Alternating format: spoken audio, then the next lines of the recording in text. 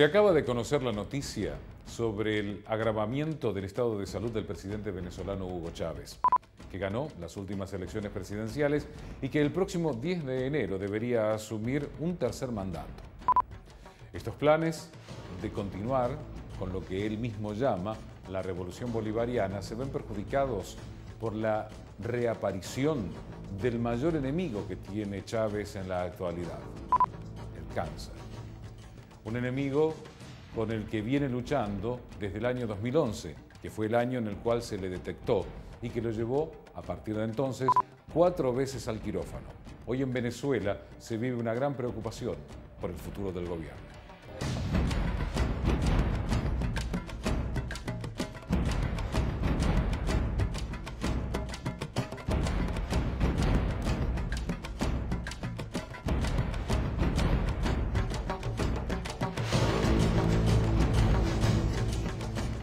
El presidente Hugo Chávez partió en la madrugada del lunes 10 de diciembre para Cuba para someterse a una difícil operación contra el cáncer. Esto lo informó en su cuenta de Twitter el ministro de Comunicación Ernesto Villegas.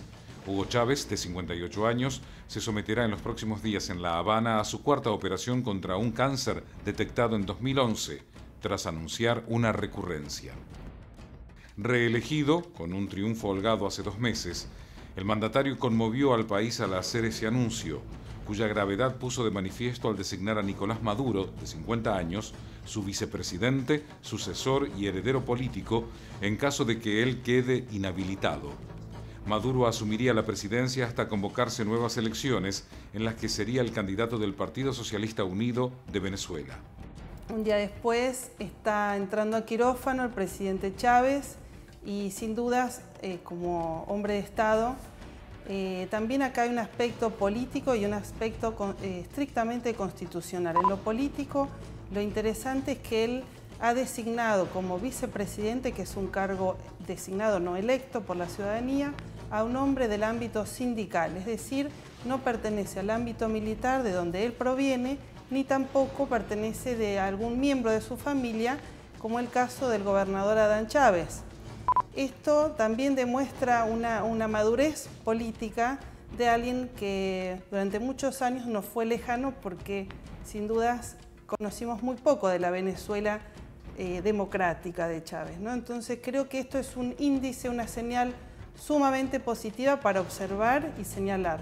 Chávez, que ha manejado todo lo relativo a su enfermedad como un secreto de Estado, dijo que solo se sometería a una nueva intervención absolutamente imprescindible por la aparición de células malignas en la misma zona donde está localizado el cáncer.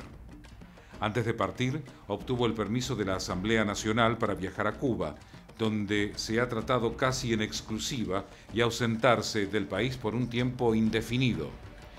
El gobernante seguirá ejerciendo desde la isla sus funciones, como en sus anteriores viajes por motivos de salud.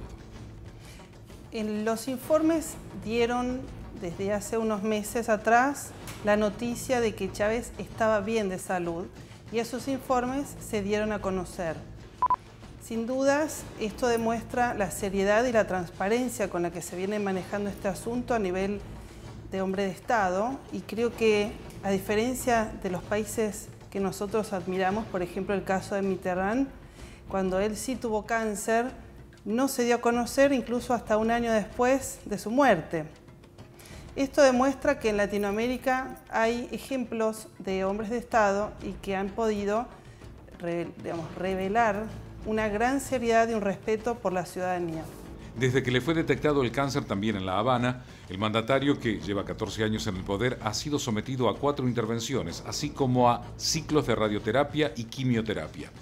Desde que llegó al poder en 1999, Hugo Chávez llevó adelante lo que él mismo llamó la revolución bolivariana y el socialismo del siglo XXI, un concepto que apareció en la escena mundial en 1996 por medio de Heinz-Dietrich Stephan, sociólogo y analista político alemán, que publicó varios libros sobre este sistema político y que en la actualidad se puede dilucidar en Venezuela, como el mayor exponente, Ecuador y Bolivia. El concepto de socialismo del siglo XXI adquirió difusión mediática cuando el presidente de Venezuela lo mencionó en el discurso del Quinto Foro Social Mundial en el año 2005. Las luchas los movimientos, los pueblos de América Latina, del Caribe, de Norteamérica, de Asia y de África especialmente. Y ahora sí, le cambiemos el rumbo a la historia en este siglo XXI.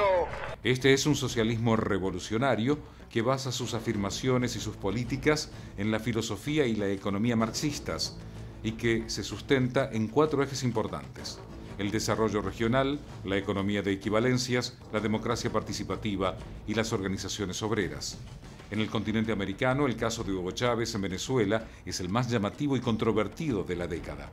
El actual presidente venezolano fue uno de los primeros mandatarios sudamericanos en declararse contra el capitalismo de los Estados Unidos y de ahí en más ha llevado adelante una pelea mediática y ha alentado a otros países de la región a unirse para lograr el crecimiento político, social y económico buscado, sin la ayuda de la primera potencia mundial.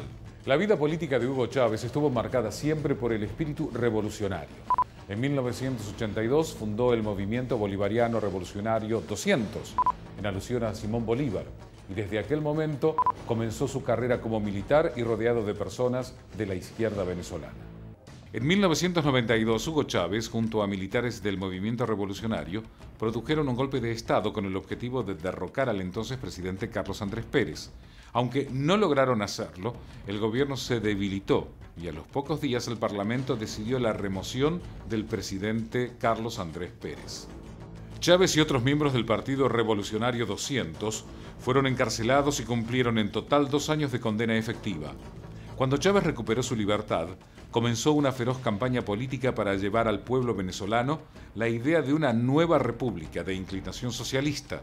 De esta manera, llegó al poder en 1999.